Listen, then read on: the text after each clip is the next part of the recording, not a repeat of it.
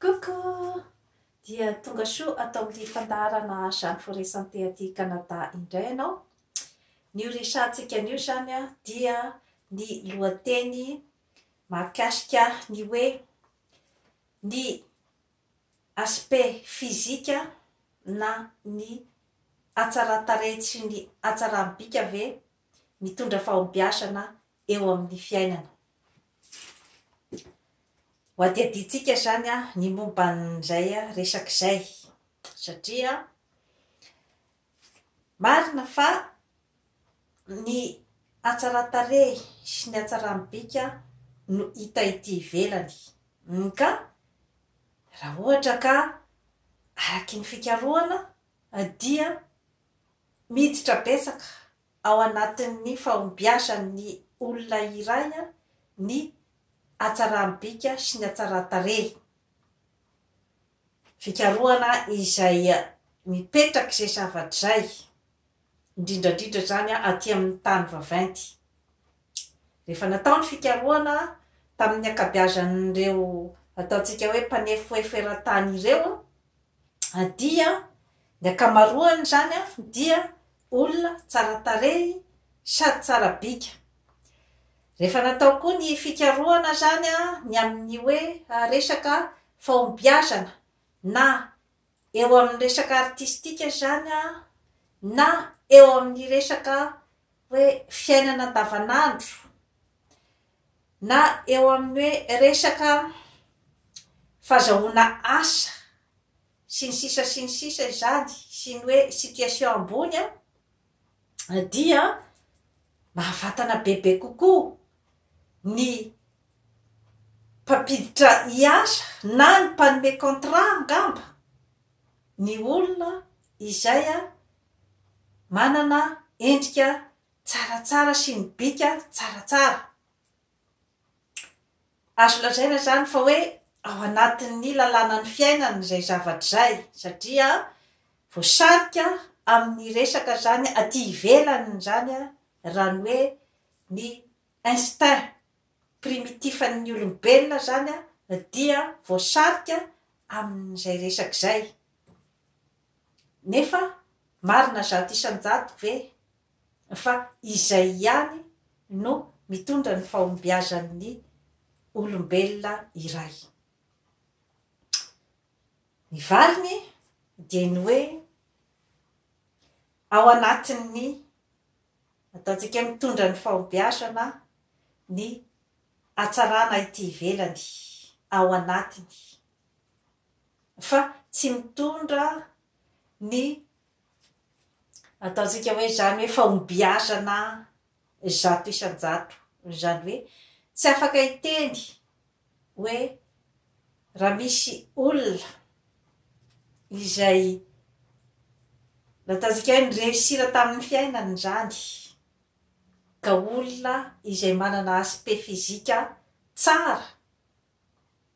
aty ivelany dia tsy afaka ilaza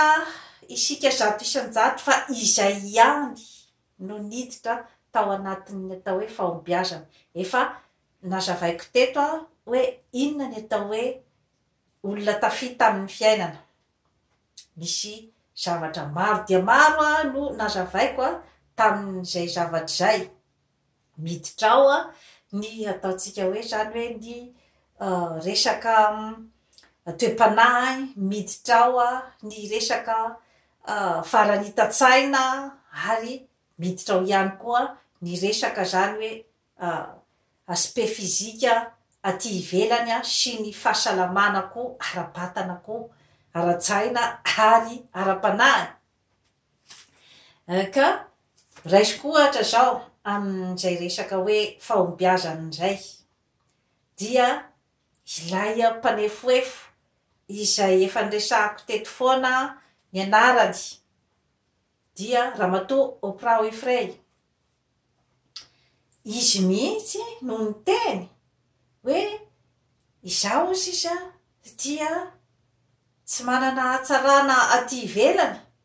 tsy sahala amin'ny hoe tsy ao anatin'ny atao vehivavy tsara aho izy mihitsy no niteny an'izay. Fa dia noho ny fitahian'Andriamanitra aho sisy dia afaka nandroso aho sisy tonga amin'izao toerana misy ahy izao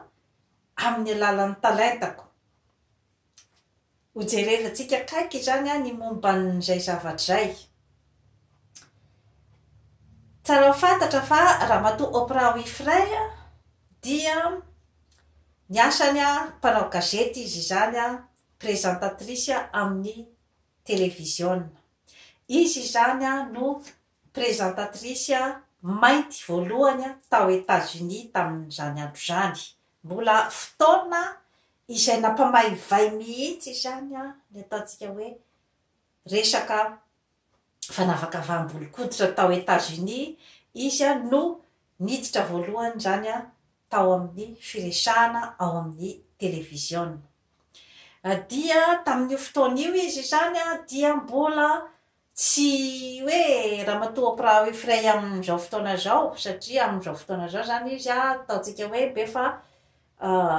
betsaka zany ny hoe ezaka nataony amin'ny resaka zany hoe présentation ny tenany. Fa tamin'izany andro zany izy zany dia mbola ilay ataontsika hoe zany hoe le vehivavy ngeza matavy, vehivavy mainty tamin'izay izy nanao afro. Dia ny zavatra nitranga zany tamin'izay fotoana izay dia rehefa nanolotra voalohany ny fandaharana izay nataony tao amin'ny télé zany ramatoa Oprah Winfrey dia maro zany ny hoe karazana fitarainana izay nataon'ny téléspectateur tamin'izany andro zany, hoe inona no antony ametrahana n'io ramatoa io eo. Dia nanoratra tany amin'ny patron zany ny olona maro dia maro mihitsy zany nanao karazana pétition zany ny amin'ny hoe esory teo io fa vehivavy sady mainty no rastare. Dia ny patron moa tamin'izay fotoana zay tsy nandala azy teo, fa dia navelany iteny teo foana zany ramatoa Oprah Winfrey, navelany iteny eo foana. Izy koa tsy kivy mihitsy izy zany tamin'io fotoana io ary izy mihitsy nitenen'izay hoe tsy maintsy ampahafantariko ny olona izany ny fahaizako sy ny talentako. Izay no teny ramatoa Oprah Winfrey. De tsy kivy izy na nisy ireo karazana commentaire sy izay sy ny hoe karazana fanakianana maro dia maro zany hoe tena ataontsika amin'le hoe attaque personnelle mihitsy zany tamin'izany andro zany. Ary tsy mora koa ho ana vehivavy mainty hoditra tamin'izany andro zany ny hoe andeha hisatatra karazana posta ohatran'ireny zany. Nandeha ny fotoana tsy kivy izy fa nanohy foana zany ny fanolorany fandaharana tao amin'ny télé tamin'izay fotoana izay. Dia nanomboka ny s'intéresse tamin'ny zavatra nilazainy amin'izay zany ny olona tsy kelikely nanomboka ny s'intéresse ohatrany intéressant zany zavatra tenenin'ity ramatoa zany. Dia niakatra ny audition. Dia hoe jerena zany isaky ny émission manaraka dia misy zava-baovao foana zavatra lazainy ramatoa Oprah Winfrey. Dia gaga zany ny hafaran'ny patron-ny télévision hoe tena niakatra ambony be mihitsy zany mihoatra noho ny présentateur teo hatramin'izay zany ny audition ramatoa Oprah Winfrey. Dia nandeha ny fotoana zany nanomboka amin'izay zany ny olona s'intéresse taminy. Dia nandeha ny fotoana dia nanokatra ny télévision ho anazy ihany koa zany ramatoa Oprah Winfrey. Rehefa taty aoriana dia nanjary productrice na film izy ary actrice ihany koa izy izay mahafantatra tsara koa ny hoe genre-na actrice ohatran'inona rôle ohatran'inona zany a no raisiny ao amin'ny film fantany tsara daholy a toerana tokony isy azy dia amin'izao fotoana izao a dia lasa mpanefoefo milliardaire ramatoa Oprah Winfrey amin'izao fotoana izao ka ny tiako ampahafantarina fotsiny amintsika rehetra amin'izany zavatra rehetrarehetra izany dia ny hoe misy ny atao hoe fahombiazana zany amin'ny avy amin'ny fomba fijerin'ny sarambabem-bahoaka fa ny tena fahombiazana dia ny amin'ny hoe miaraka amin'ny toe-panahy sy ny toe-tsaina izay anananao izany hoe natao ara hoe manana ny aspect fizika izay manitona dia manitona ny olona iray kanefa tsy manana an'izay karazana hoe intelligence sy ny hoe karazana famatoran-tsaina ao aminy dia tsy ho lasa lavitra amin'ny zavatra izay ataony satria raha ohatra ka hoe mora kivy ohatra zao hoe ramatoa Oprah Winfrey rehefa nitenen'ny olona fa hoe atao inona koa ty olo ty dia mety ho kivy izy dia mety nijanona kanefa dia izay no voamaika na prisika azy zany ampiseho tsara mihitsy ny talentany ary dia nanana ny fitokisan'ny tenany zany ramatoa Oprah Winfrey fa tsy maintsy tafitany ny zavatra izay ataony ninonina zany hoe aspect fizikany ka entiko fotsiny zany zavatra rehetrarehetra izany ilazana amintsika hoe tsy miakina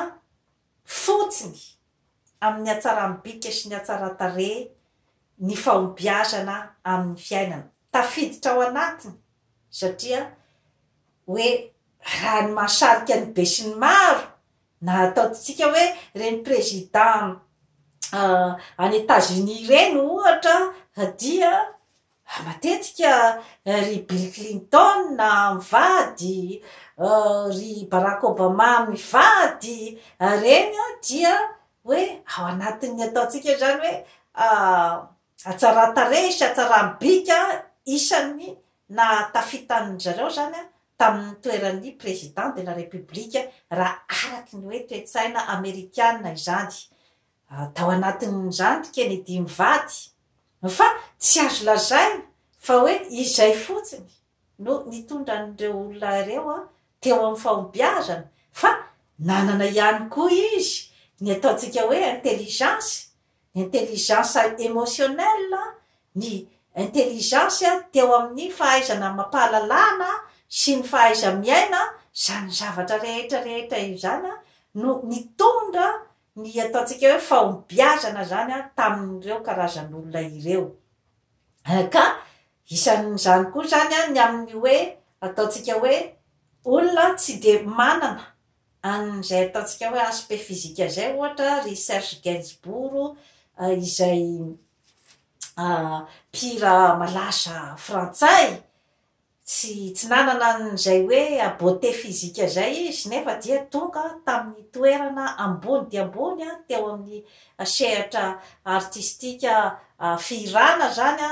tao Frantsa kanefa sarosarotra ihany ny idiran'ny olona izay atao hoe tsy manabika tsy de manatarehy amin'ireny sehatra rehetrarehetra izeny kanefa izy dia noho ny personnalitény dia afaka nametrapetraka tsara ny toerany tamin'izany sehatra zany maro dia maro ry Edith Piaf reny daholo zany dia olona izay ataontsika hoe zany tsy de manana ny aspect fizika nefa dia manana ny talenta izy afaka nitondra azy tamin'ny sehatra ambony dia ambony ka entiko fotsiny zany zay zavatra rehetrarehetra izay zany ny hoe ilazana amintsika fa ny saina izay mahay mikarokaroka ny fanahy izay mahay manaja ny maha olona ary ny tepanahy ambony dia ambony miaraka amin'ny talenta sy ny faharetana ireo zavatra rehetra ireo ireo no tena ataontsika hoe zany fototry ny fahombiazana fa ny bika manendrika aty ivelany dia karazany fotsiny hoe varavarana mivoa